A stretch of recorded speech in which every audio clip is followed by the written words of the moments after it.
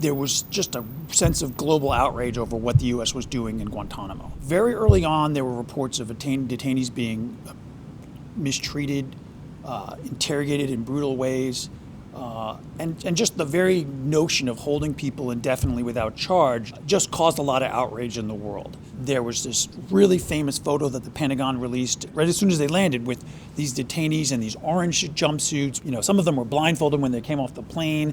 They were kneeling on the ground in these like steel cages outside. And the steel cages were really interesting because it showed just how unprepared the U.S. was to hold hundreds of detainees on this sleepy Navy base in Cuba. I mean, they essentially weren't ready. You know, they didn't have anything. There was no infrastructure there. They had these wooden huts where they did the interrogations.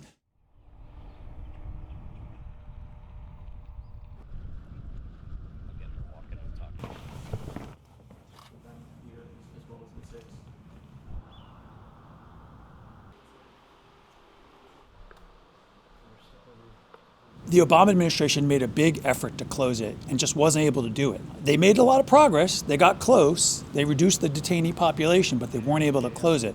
And that is essentially where Biden has it now. Like, can he get, the ball all the way down the field? Like, he's got 39 more detainees.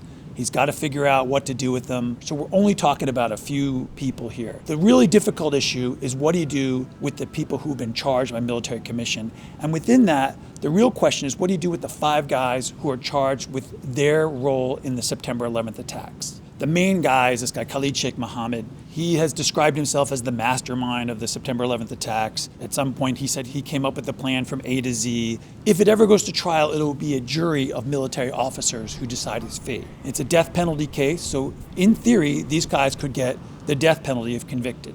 Will we ever get to that? We don't know. This thing has been dragged on since May 2012 in the pretrial stage. There have been 42 rounds of pretrial hearings.